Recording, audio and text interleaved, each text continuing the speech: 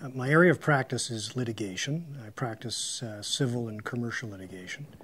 And I basically chose to go into litigation because I think it rubbed off on me from my father, who was a litigator and now is a judge. And he used to come home from work and describe some of the cases that he was working on, and he always seemed to be quite passionate about law. And I guess over time it really rubbed off on me, and it got me excited about law and thought about becoming a litigator myself.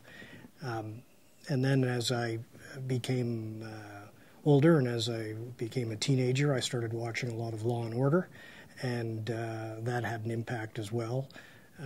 And I decided I wanted to become a lawyer, and litigation is all I ever really knew.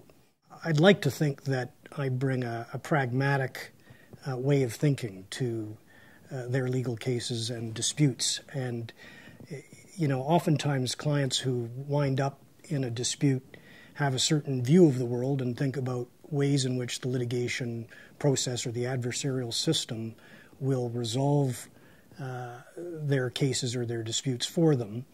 And I think part of the thing that I can do is talk them through the process and let them understand that what they thought litigation might do for them might not actually work in the way they think it will work. And so I think it's a matter of bringing a way of thinking that clients appreciate to be able to understand and understand the true way in which cases can get resolved through litigation. An effective team experience basically happens anytime I'm engaged in a trial. I mean, that is where life is at its most intense in terms of how a piece of litigation moves forward.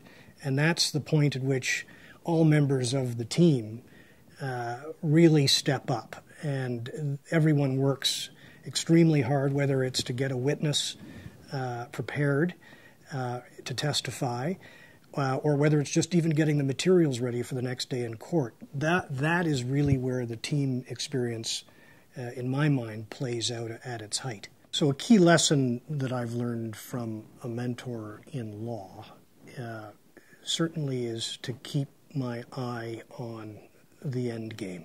And you know, in the world of civil and commercial litigation these days, there are emotions and an obsession about documents and procedural points that get in the way of actually resolving a dispute. And a senior colleague of mine, Slaght, taught me at an early stage that I should always be focused on how is this going to play out at the end of the day in a courtroom. And that always guided me in terms of the way in which I approach any case that comes before me, and it guides me in the way in which I advise clients when they find themselves in a dispute, is that I'm always thinking about where is this going to wind up at the end of the day, and that has really been an invaluable lesson that Ronald taught me at an early stage. You know, every time I'm driving along University Avenue, I look and notice the hospital for sick children and think to myself how fragile our health is and how fortunate I am that I've got two healthy children. And I always contemplate how life would be extremely different if you know, a child is sick, and how that will take a toll and impact not the children as much as but also the parents. And how it completely changes one's life if you've got a sick kid.